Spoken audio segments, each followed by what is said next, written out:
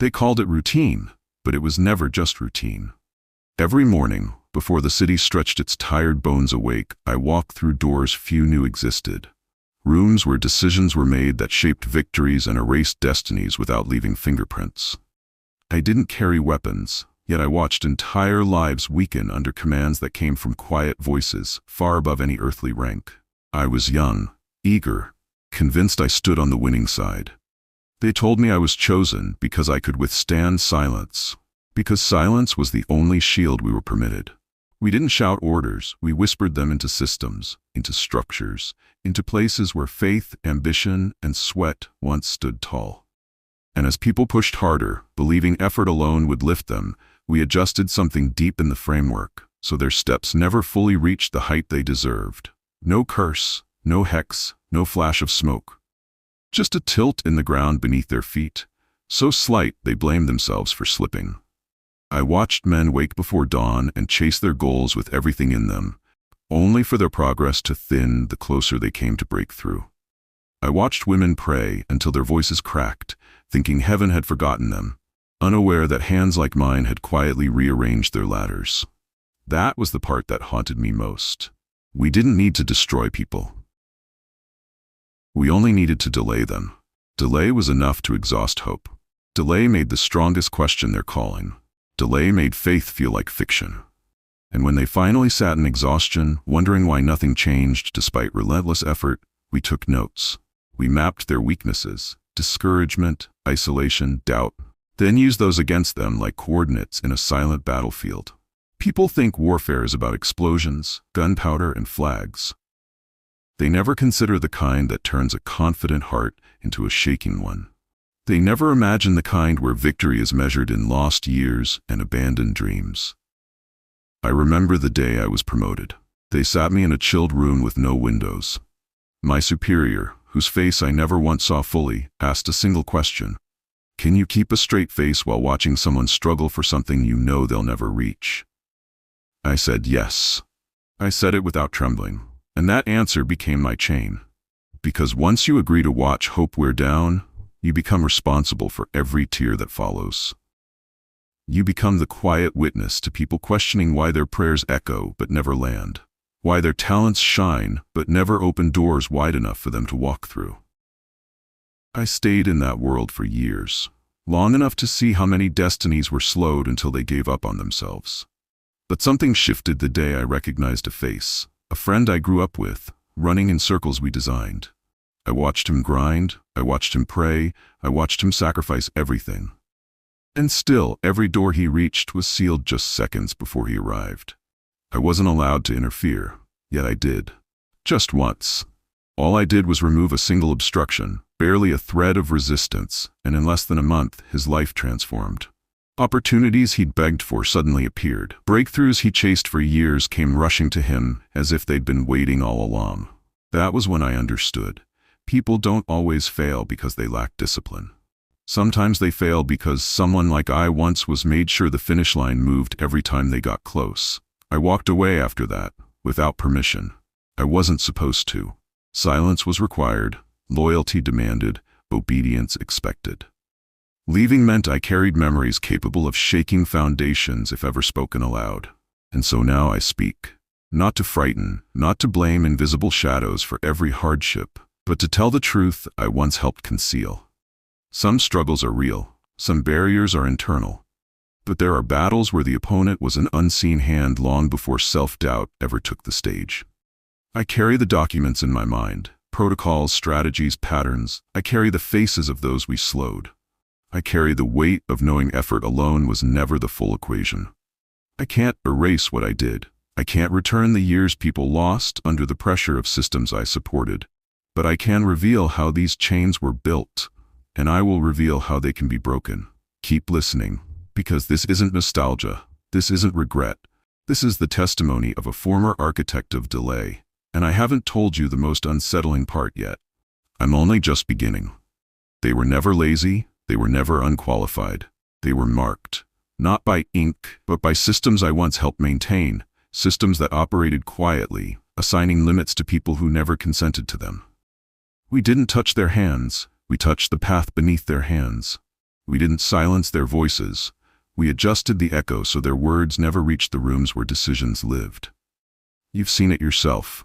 Someone brimming with ability, discipline sharp as steel, faith louder than fear. Yet every step forward felt like walking through invisible mud. Friends told them to try harder, to read more books, to want it bad enough. They listened. They pushed. Still the ground swallowed their momentum. I was part of the reason.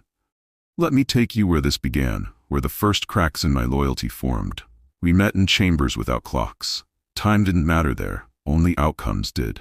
Files spread across tables, names without faces, faces without backstories, backstories without endings. My task was simple: highlight which individuals would progress slowly, which doors would creak open just late enough to drain their confidence, which opportunities would appear only when exhaustion made them hesitate. We never removed their gifts, we muffled their timing. You would be shocked how many destinies crumble when timing is tampered with. Marriage delayed, business delayed, purpose delayed, recovery delayed, breakthrough delayed. Delay was our currency. Delay was proof the machinery worked. And the world applauded productivity books, motivational quotes, and inspirational speeches, unaware that some people weren't losing due to weakness. They were losing because someone like I once was quietly altered the battlefield before they arrived. I remember one assignment clearly. A young man, persistent, brilliant, disciplined. His potential threatened the balance we guarded. The directive came through coded phrases, the kind we all understood. His pace is too steady. Introduce uncertainty. We didn't send soldiers. We didn't cast shadows across his doorstep. We simply adjusted the opportunities around him. A mentorship closed, a recommendation lost in transition, a job opening frozen right as he qualified. He questioned himself. He questioned God. He questioned his worth. Within months, his voice turned from confident to unsure. Within a year, he stopped dreaming out loud. Within 2 years, he began telling others to be realistic. That was the victory. Not his destruction. His surrender. We celebrated quietly, without applause. Our success was measured in dreams people abandoned willingly, believing it was their own decision. That was the warfare I served. The kind that doesn't need chains because doubt becomes the rope. But something shifted the night I was given a new folder. No name, just initials. I hesitated, feeling a weight I couldn't explain. When I finally opened it, my pulse stilled. It was my sister. Brilliant, tenacious, faithful. I had spent years defending the mechanics that slowed others. Now I was ordered to activate those same mechanics against my own blood. I stared at the folder for hours, listening to the hum of machines around me, machines I once trusted. My loyalty demanded silence. My conscience demanded rebellion. And for the first time I understood. If I didn't change sides, the very people I loved would become casualties of an unseen campaign. So I made a choice no one was meant to make and survive. I intervened. I pulled one lever the opposite direction, only one, and everything unraveled. The system knew. They always knew. My exit wasn't dramatic. No alarms, no chase, just a message that chilled my bones. You broke formation, you owe an explanation. That was the moment I realized confession is a weapon too, because the truth, once spoken, can undo years of silent control. And so I stand here now, not seeking sympathy, but delivering a revelation I once helped conceal. Hard work is powerful. Faith is powerful. But some people were never fighting laziness. They were fighting interference. Interference from structures designed to keep certain doors closed until hope withers. I can't erase the years stolen. I can't return voices that went quiet. But I can expose the patterns, and once something hidden is named, it loses a measure of its power. Keep your ears open, because the deeper I go into what I once guarded, the clearer the path becomes for those still trapped in delay.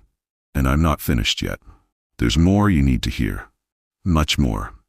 After 10 years in witchcraft circles, after performing rituals meant to weaken the strong and silence the gifted, and after being delivered by fire, I can tell you this: hard work alone does not break spiritual poverty. I watched people work themselves to exhaustion, yet their breakthroughs never landed, because forces we set in motion redirected every blessing before it reached their hands. I wrote incantations designed to drain courage, sealed agreements that clouded judgment, and marked the gifted so their confidence cracked right at the edge of success.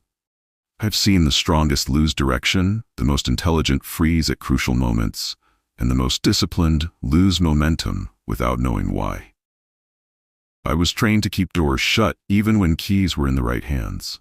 And after escaping the system I once enforced, I carry the memory of every operation that targeted potential. That's why I'm here, because someone needs to hear this. The battle is real, and effort without spiritual freedom only stretches the struggle.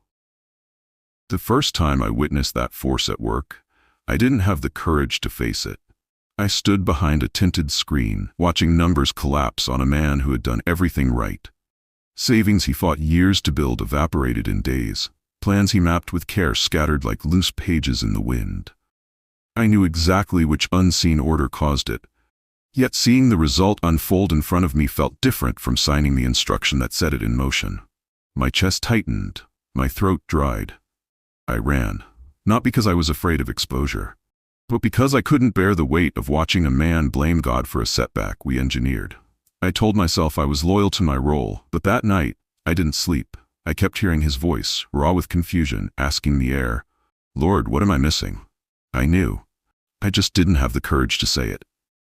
The second time, I stayed. I stayed because I wanted to prove I could handle the cost of my own decisions. But what I saw nearly broke the part of me that still believed in mercy. It was a woman, focused, prayerful, disciplined.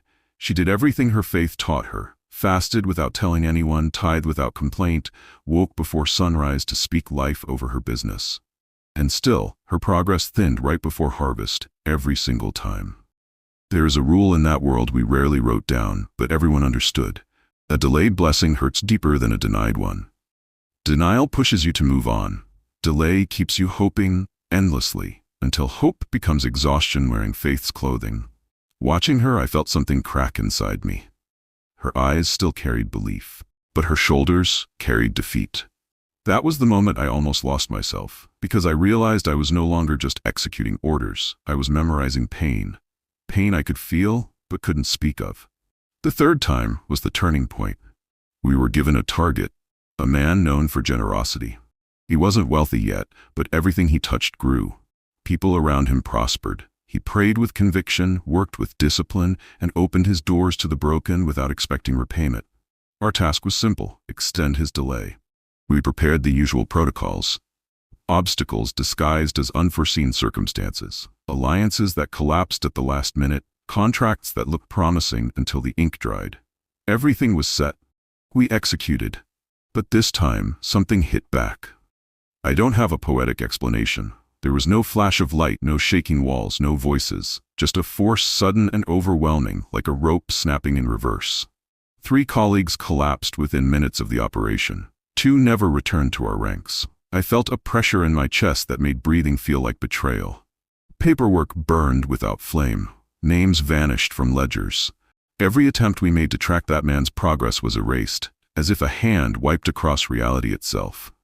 That was the moment I understood. Some people carry protections they don't even realize, protections activated by obedience, humility, and charity, not just prayers. And the worst part? Many Christians unknowingly shut those protections off each time they grumble, compete, envy, speak lack over themselves, or give while secretly expecting applause. They pray for breakthrough, then seal their own doors with their words, their intentions, their comparisons, their fear of starting small, and their disbelief wrapped as sarcasm. I saw it countless times. Labor without alignment creates weariness. Generosity without purity becomes currency for delay. Ambition without discipline becomes a trap disguised as opportunity. That final encounter, the one that backfired, left a scar I never speak of, casually. It forced me to walk away from that world forever, because I realized the truth I now confess. Sometimes heaven is ready, but that the person blocks what they prayed for by partnering with the very resistance they're fighting. And now that you've come this far, you deserve to know what I never had permission to say back then. There are 3 unseen agreements many believers make that keep wealth, progress, and stability just out of reach. Agreements I once enforced and now expose. Stay with me. The next part is where I finally named them. I met her on a winter morning outside a small shop where she sold bread before hurrying to her second job. Her hands shook from exhaustion, yet her voice carried determination that could have lifted mountains. 2 jobs, 16 hours a day. No vacations, no excuses. Yet her bank account hovered near zero like an insult that refused to fade. Every time money entered, something swallowed it. A broken generator, a hospital bill, a sudden funeral in the extended family, a rent increase that came without warning. It wasn't mismanagement. She tracked every coin. It wasn't laziness. She barely had time to sleep. Her strength was enormous, but her results were microscopic. That was the first sign I recognized. A life where effort multiplies but outcome divides. She didn't cry when she spoke. That was what unnerved me. Instead, she whispered, "I feel drained, like something drinks what I work for before I even touch it." Not fear of poverty. Poverty was familiar. Her fear was of working without end, without reward, like a harvest field where the crops ripen just enough to fill the air with scent, but never enough to fill the barn. She told me she often dreamed of running, yet she stayed in one place. She woke tired, even after sleeping, and the moment she planned to save, crises lined up like soldiers waiting for orders. Her greatest terror wasn't hunger, it was useless labor. She prayed the way soldiers fight, knees on the ground, voice steady, heart racing. She fasted weekly, believing discipline could force a breakthrough. Yet every prayer felt like throwing a rope upward, only to realize nothing was holding the other end. She kept going regardless. She said if heaven wasn't answering yet, she'd keep knocking with the last strength her body could give. But beneath that devotion was a question she never voiced aloud. Is someone, somewhere, undoing what I build? Back when I served in the world I walked away from, names were more valuable than money. They were currency. They were assignments. They were keys to invisible doors. When I checked, quietly, without anyone noticing, I found her name. It sat written on an altar, sealed with something that didn't aim to kill her or make her mad, but to collect her results like taxes no one could evade. That altar didn't touch her health. It didn't take her voice. It didn't break her body. It targeted her outcome. The instruction was simple, almost elegant in its cruelty. Allow her to work hard. Let her sweat. Let people admire her discipline, but ensure her results fade just enough for hope to feel like a joke. I had seen such designs before, systems that don't stop your hands, they stop your harvest. It was the kind of tactic we once preferred, because delayed success breaks more hearts than direct pain ever could. In those halls we never said it aloud, but every practitioner knew. Some altars don't attack your body, they attack your results. To weaken a person, we didn't need to strike their strength. We only needed to make achievement feel like a punishment. When she learned what was done to her, though I could not name my source, she didn't argue, she didn't protest. She simply asked, "What do I do?" I told her the truth as I knew it from both sides. Some chains do not break through effort alone, they break through alignment. She fasted for 3 days. Not just food. She fasted bloodline agreements she never knew she inherited. On the 3rd day, she prayed with a single sentence that traveled further than every prayer before it. Every covenant made without my consent loses its power over my results. That same month, for the first time in 7 years, nothing suddenly collapsed. No emergency swallowed her salary. No unexpected disaster stood at the door. The drain stopped. She didn't become rich overnight. Fairy tales don't belong in testimonies. But her savings grew, slowly at first, then steadily, like water finally filling a jar that once had invisible cracks. She didn't dance, she didn't shout, she just exhaled, because breath had returned to places inside her that had been empty for far too long. But that was just the beginning, because the next case didn't simply drain results, it fed on destiny itself. And even those who practiced what I once practiced refused to touch it. If you're still here, listening with the kind of attention that comes from personal wounds, type, "I break every drain. Let me see who refuses to labor without harvest ever again." I used to believe poverty was just the absence of money. I was young, too convinced that the world was mechanical, logical, measurable. But then I met a man whose life refused to make sense through spreadsheets and explanations. He owned a workshop tucked behind a busy street, metal tools arranged with pride, sawdust rising like incense, customers praising his craftsmanship. People trusted him with their homes, their furniture, their dreams carved out of wood. And he worked. He worked harder than anyone I ever saw. Hands calloused, back bent, eyes red from sleepless nights spent finishing orders. His ledger should have overflowed. His shelves should have held reserves. But every time profit rose, something unexpected happened. One year, fire reduced half the workshop to ashes. Another year, thieves broke in the night before his biggest contract payout. The next year, sickness struck his only child. Medical bills swallowed every coin. Year after year, tragedy waited just past the moment of breakthrough, striking with timing too perfect to call coincidence. At first I thought, life is cruel. But there was a pattern. Always at the edge of progress, always when success leaned close enough to touch. I didn't understand until an elder whispered what the man never dared repeat aloud. His grandfather made a vow generations earlier, offering the rising sons of the family to perpetual servitude, promising labor without lasting reward. It wasn't spoken in anger or madness. It was spoken in desperation, seeking protection during a famine. But vows like that do not expire when the signer dies. They pass on like an unseen inheritance. The man never knew the exact words his grandfather uttered, but he lived the consequences. Effort overflowing, results evaporating. Progress gained, progress consumed. Year after year, the same cycle, as if every blessing arrived with a hidden hole beneath it. I watched him grow quieter as he aged, his confidence shrinking while his dedication grew. People whispered, "He's unlucky. He needs better marketing. Maybe he's just cursed." But I had seen enough by then to recognize the signature. It wasn't incompetence, it was a contract. A spiritual agreement older than him, legally binding in realms he never visited. And then came the night he broke. Not in defeat, but in resolve. He stayed in the workshop after sunset, closed the doors, extinguished the lights, and knelt beside the table where he once carved hope for others. He didn't shout. He didn't beg. His voice was quiet, steady enough to shake foundations. I reject every agreement made before I could speak. What was signed with my name, without my consent, I withdraw it. I return every chain. I choose freedom, and I seal this decision with the authority heaven gave me. It wasn't dramatic. No wind shook the windows, no thunder cracked the roof. But I felt something shift, like a gate closing gently, finally locked from the inside. From that night forward, he changed his rhythm. Midnight became his meeting hour. Not out of fear, but to confront what once controlled the family silently.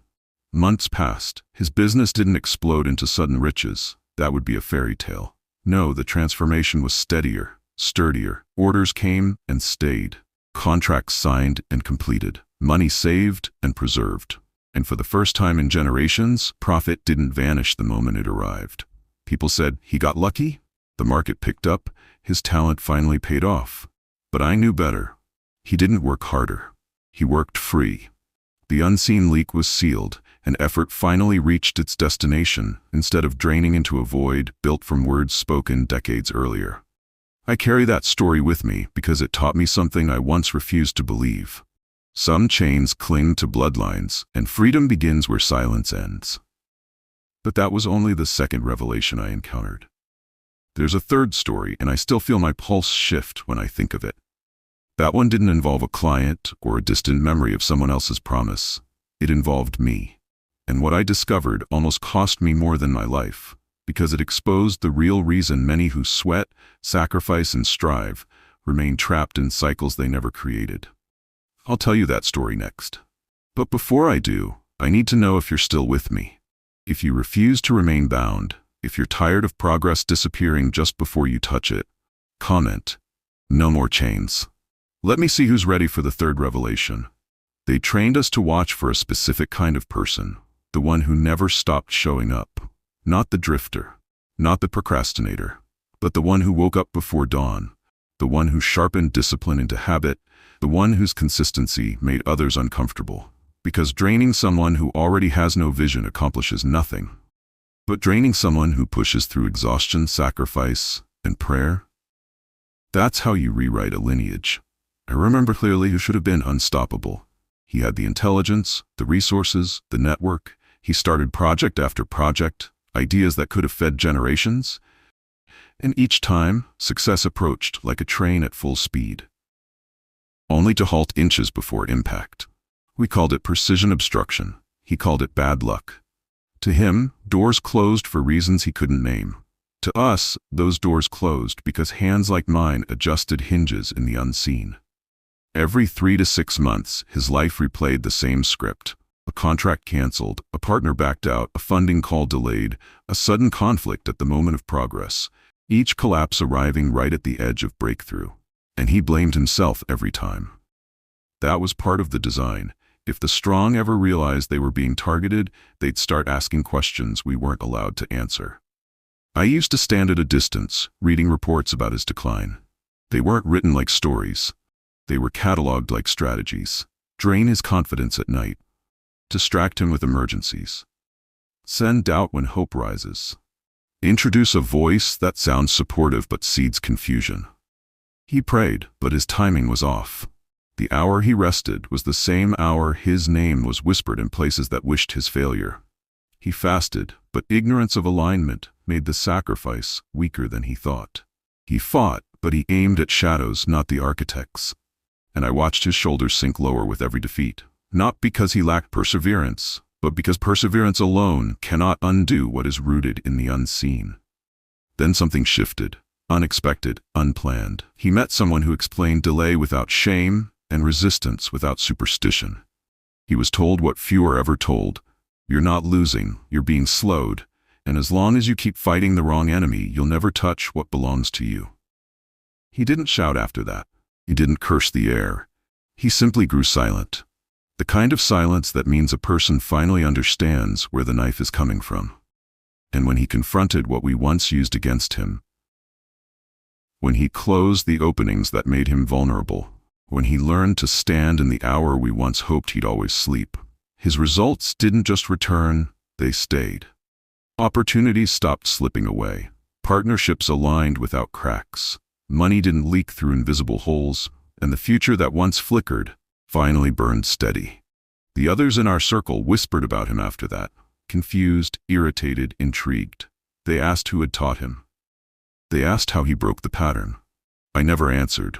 Some things weren't written in our manuals. They were left for those willing to question everything they were told. And yet, even after he rose, even after I walked away, I couldn't shake one truth. Draining the strong was never the final step. The last chain wasn't silence, it was self-inflicted speech. I learned, too late, that many people lose their destiny not from an enemy's attack, but from the sentences they casually release, the confessions that open doors we never had to touch, the declarations that work against the very future they pray for. We spent years weakening the strong, but we didn't always have to finish the job. Sometimes they spoke the final blow themselves. And that was the detail that made me lose sleep long after I escaped. Most people stay stuck not because of what was done to them, but because of what they unknowingly say over themselves every time progress approaches. And this is where the story turns again. Because if delay can be imposed from outside and reinforced from within, then the question becomes, who taught you to speak like someone defeated before victory even announces its arrival? I'll tell you exactly how those doors remain open, but first, I need you to be honest with yourself. If you've ever felt almost there, if you've ever watched progress slip like sand through your fingers, if you've ever tasted breakthrough only to lose it right before fruition, then type, "No more almost." Because what comes next is the layer most testimonies never reach. The part where confession becomes strategy, and strategy becomes deliverance. I used to believe poverty was simple: lack of effort, lack of discipline, lack of planning. But when I began dismantling the systems from the inside, I realized something far heavier threaded itself through lives that worked the hardest and harvested the least. I didn't learn this from books. I learned it while holding the keys to delays I once enforced, keys I wish I never touched. Let me speak plainly, yet slowly, because these truths are not meant to be rushed. Unbroken covenants drain the strong. I saw people who prayed louder than anyone, worked longer than their peers, yet remained stuck as though their strength leaked through cracks they never knew existed. Not because they were weak, but because agreements made generations before them remained unaddressed. Promises sealed with blood, silence, or loyalty don't expire on their own. They collect interest, and debt is extracted from the living. Some called it bad luck, but I knew the ledger by its real name. Inherited vows demand payment from the living thing. There were families that rose, then suddenly collapsed with the same pattern repeating each generation. Marriages breaking at the same age, wealth vanishing after a breakthrough, opportunities always arriving too late. People thought they were cursed by chance. But we had files that showed otherwise. Someone in their history made a vow, and until the living confronted it, the vow demanded cycles. Inheritance is not always money. Sometimes it's a contract you never signed, but still owe for. Unhealed trauma opens spiritual doors. I learned this the hardest way. Before a spirit gains access, a wound usually comes first. Where there is pain without healing, entry is granted without resistance. People blame childhood scars for emotional struggles, but the system I served knew something deeper. A wounded heart becomes a doorway, and a doorway becomes a passage, and a passage becomes a route for delay. Some fought battles they could never see, because the war began long before they grew old enough to fight back. Words spoken in anger activate delay. There are sentences that sound harmless but cut through timelines with precision. I'm done trying. I'm always unlucky. Nothing works for me.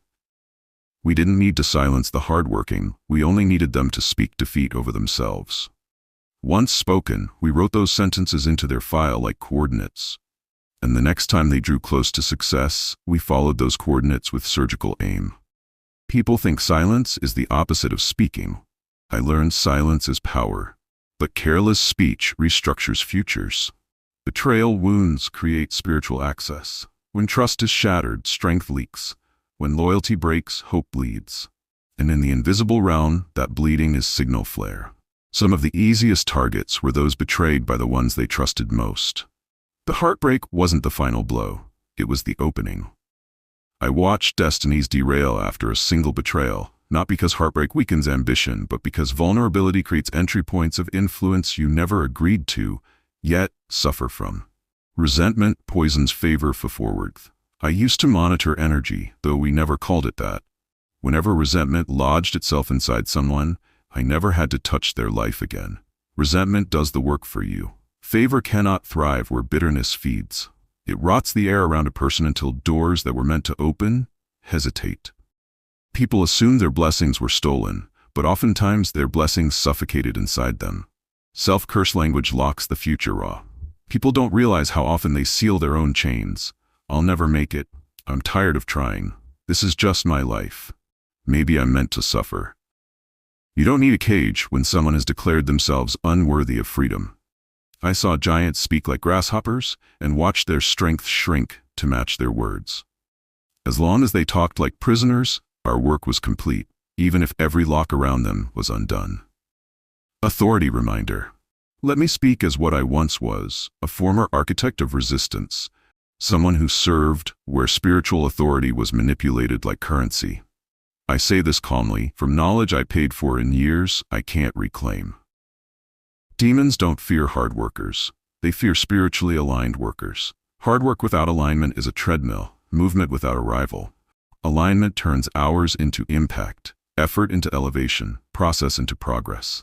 If anything in your spirit is shifting as you listen, if something inside you feels like chains are rattling, if understanding feels like light exposing corners you forgot existed, don't respond with silence. If this is resonating, type "Align me," not as a slogan, not as a chant, but as your declaration that delay no longer has quiet permission in your life. Stay here. I still haven't revealed what I found at the highest level, the reason alignment terrifies the powers that monitor destiny. That part comes next. I spent years in shadows, learning the mechanics of delay, observing how even the smallest obstruction could ripple through lives. I learned the exact points where hope falters, where faith trembles, where effort leaks into exhaustion instead of reward. But understanding the battlefield also revealed a path, a sequence by which the cycle could be broken, a way to reclaim what had been siphoned. This is not a promise. This is a pattern I've seen work when applied with awareness, precision, and courage. The first step begins in silence and declaration. Many carry invisible agreements, inherited or unwittingly accepted, commitments whispered in ancestral lines, unspoken bargains that dictate struggle and delay. You must speak them aloud, name them, denounce them, I will no longer honor the agreements I did not knowingly make. I reject every contract, every expectation, every hidden demand that drains my life force. Say it, feel it, own it. Speak to the ancestors whose unresolved chains may still bind your lineage and release them. This is not ritual, it is confrontation. It is warfare against the subtle forces that have profited from your delay. Next comes closure. Every unresolved hurt, every betrayal, every broken relationship is an open door that lets the unseen continue its work. Forgiveness is the key. Not for them, but for you. Speak your words. Speak clearly. I release this person. I forgive them. I no longer allow this pain to dictate my path. Use words to seal doors, to affirm boundaries, to declare an end to vulnerability that has been exploited. Every word of closure fortifies your defense. Every act of forgiveness restores power you once thought lost. Then comes strategic action, where work intersects with spiritual focus at precise, intentional times, moments when energy, prayer, and discipline converge. These hours are not ordinary. They are windows where persistence meets divine alignment. This is when labor transforms. This is when effort stops bleeding into exhaustion and begins producing yield. When all three converge, renunciation, closure, alignment, something shifts. The hidden drains stop. Energy that once leaked into invisible traps returns. Opportunities appear where doors were locked. Ideas gain traction. Relationships stabilize, and work finally bears fruit. Not survival, not barely scraping by, but harvest, visible, tangible, undeniable. When the curse breaks, results stop leaking. When alignment comes, work becomes harvest, not survival. I speak from the edge of that truth, not theory. I have seen lives accelerate, including the one I once sabotaged by proximity. I have seen hearts once heavy with despair rise with clarity and power. This is not magic. It is warfare, confessed. It is revelation, hard-earned. And it is available, if one is willing to confront what was hidden, close what was open, and align what was misdirected. Because the battlefield is no longer around you, it has been within you all along. There's a pattern I've observed for years, a rhythm in the chaos, a pulse that beats beneath the struggles of millions. I've studied it quietly, documented it meticulously, and watched as those unaware stumble against invisible forces that drain them daily. The specific hour, a moment in the day when poverty contracts weaken faster than at any other time, but it's dangerous to speak its name aloud.